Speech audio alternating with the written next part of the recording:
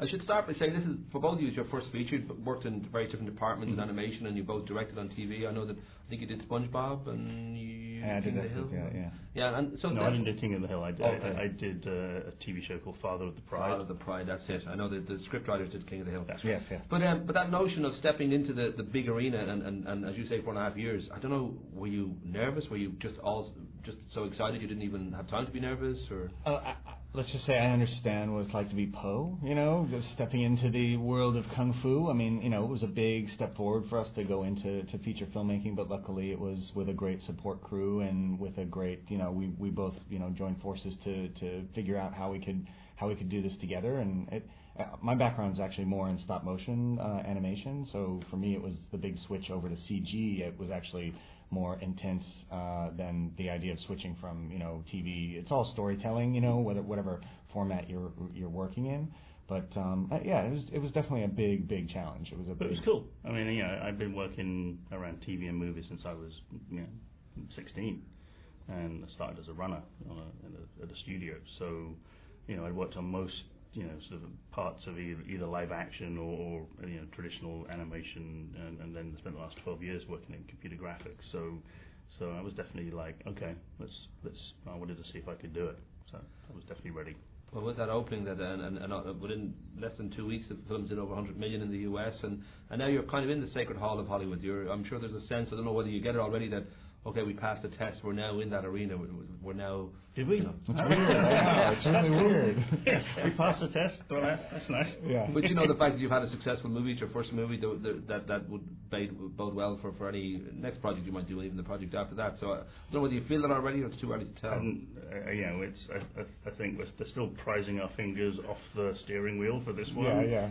Step away from the vehicle. It's like I'm still pacing the house. My wife's still like, "What are you doing? Like, it's just relax. Let's take a vacation." But nobody cares what we think anymore when we go to the film's done. Okay. But I hope you're right. I hope every door will be open to us in the future. We'll see.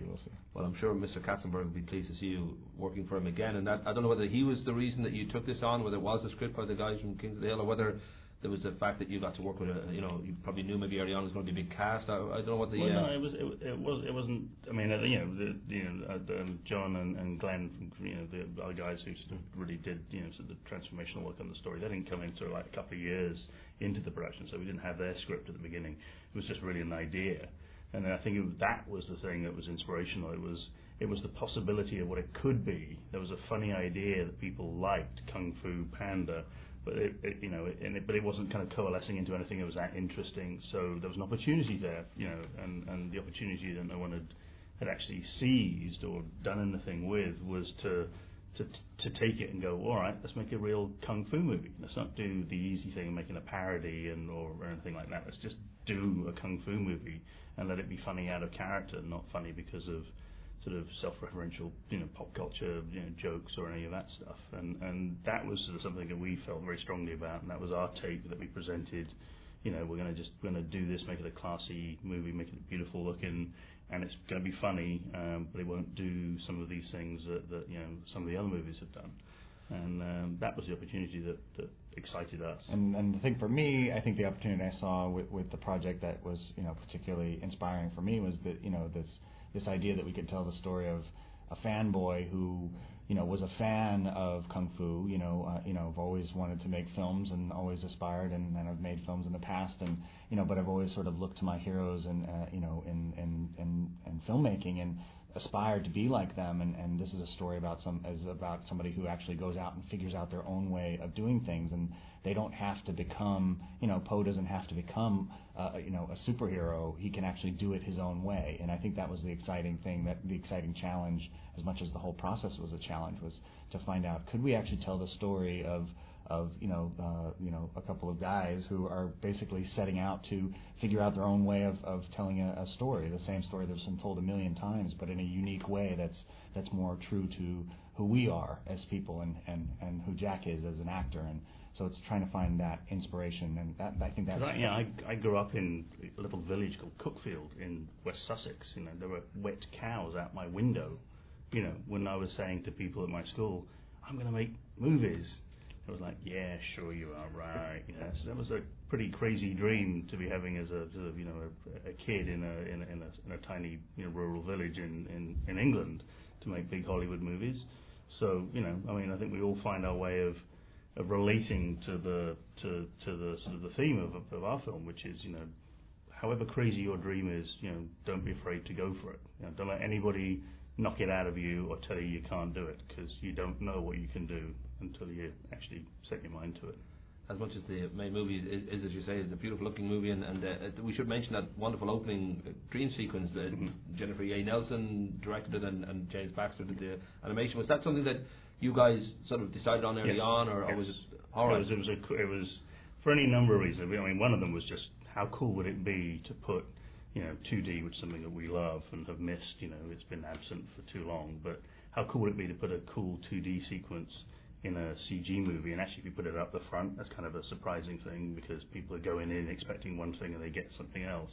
But then it was also a great way of paying homage to, you know, anime, and which have been very sort of inspiring to us. I mean, all our people, you know, on our story crew and animators are very, you know, inspired by a lot of anime.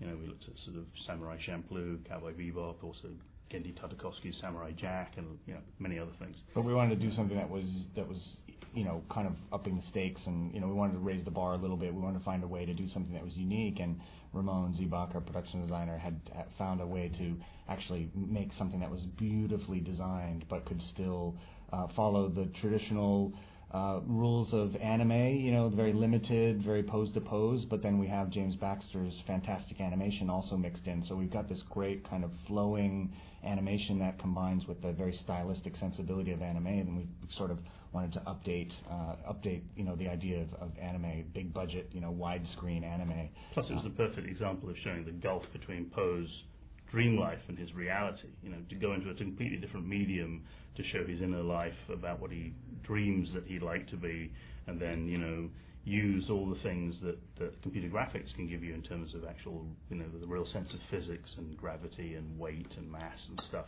to show how far away he is from that free-flowing dream of his imagination. We should mention the fact that CG, since Toy Story, CG has become the main animation in Hollywood, and there is Lasseter now wants to bring back 2D in his role with Disney and all that. But there is a sense that in that genre, I mean, Pixar in a way are the Beatles of the genre, and I don't know whether within that world there is that kind of, that it feels that way, that there's a kind of notion that's out there. You're kind of aware that people assume Pixar are one breed and everybody else is kind of trying to catch up, or do you feel, well, no, this stage is... I mean, you have to say, it's true. You know, there's no studio in the history of the world that's had a run of commercial and artistic successes like Pixar. I mean, they are sort of unparalleled at what they do, and they're sort of the gold standard. I think, you know, you'd be fooling yourself if everybody didn't look to them and go, you know, they sort of set the standard. You know. It doesn't mean to say that it doesn't stop everybody, you know, else. Like, you know, we want to try and, you know, get up there and do as good work as possible. You know, so that was definitely, you know, our goal was to try and raise the bar on our movie as much as we could at the studio. Yeah, I mean, we're just trying to make the best movie possible. There are plenty of films that inspired us, and Pixar, they do incredible work, and I think including The Incredibles. Yes, yeah, it was one of our favorite, you know, films that we look up to. Bird, yeah. Yeah, and I think for the most part, it's like they've legitimized CG animation. Everyone's definitely chasing after, you know, trying to have that great track record that they have. And everybody's getting into the game, but I mean, if you look at it, you know, 2D is going to make a comeback, and stop motion never really went away. I mean, stop motion has been, you know, every couple of years there's a couple of, you know, stop motion films, and there are a couple in the works right now that are going to be really fantastic. And, you know, I think the idea of, you know, any one form of animation, you know, being the only one that's going to exist at some point is ridiculous. There'll always be room for all of this. And that was a big part of why we wanted to have 2D in the movie, was just to say, hey guys, remember this? And actually it's funny because kids look at it and go, wow, this is something new. I've never seen it before. They think it's the coolest thing in the movie, and it's the oldest thing in the movie. Yeah. So I think it'll inspire lots of other sort of experimentation, because I think that's what keeps it exciting and fresh for everybody.